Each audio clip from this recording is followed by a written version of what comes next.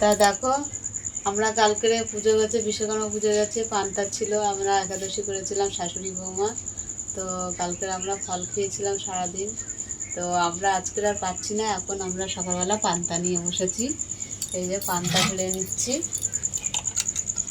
এখনও পান্তা আছে আমাদের। তা দেখো, এখানে আমরা ছোলার ডাল নিয়ে নিচ্ছি। তো এখানে কচু শাক নিয়ে নিচ্ছি, এখানে ছোলার ডাল নিয়ে নিলাম, কুমড়োর তরকারি নিয়ে নিলাম, আর এখানে এই যে ভাজা সব আছে নিয়ে নিচ্ছি,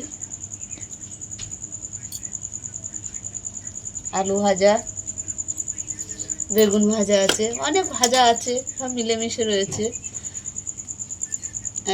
নিলাম, তো বৌমাকে দিচ্ছি। আমার অল্প করে দাও, বেশি দিও না, সকালবেলা তো খাওয়া যাবে না। কালকে সবাই আমরা একাদশী করলাম, সবাই বলতে কি আমি আমার শাশুড়ি মা করেছিলাম একাদশী। তো কালকে আর পান্তা খাইনি, আমাদের রান্না পুজো থাকে তো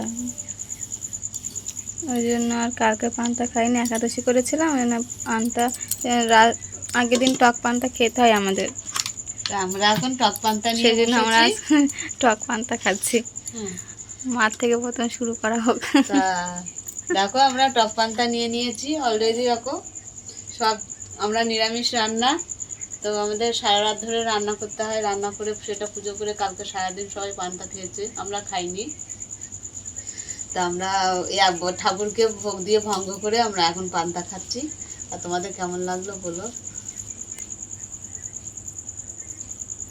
ভালো লাগলে লাইক করে দিও, শেয়ার করে দিও, কমেন্ট করে দিও, পাশে থেকো আর সাবস্ক্রাইব করে ভিডিওটা আমাদের দেখো অবশ্যই, আর পাশে থেকো। টাটা।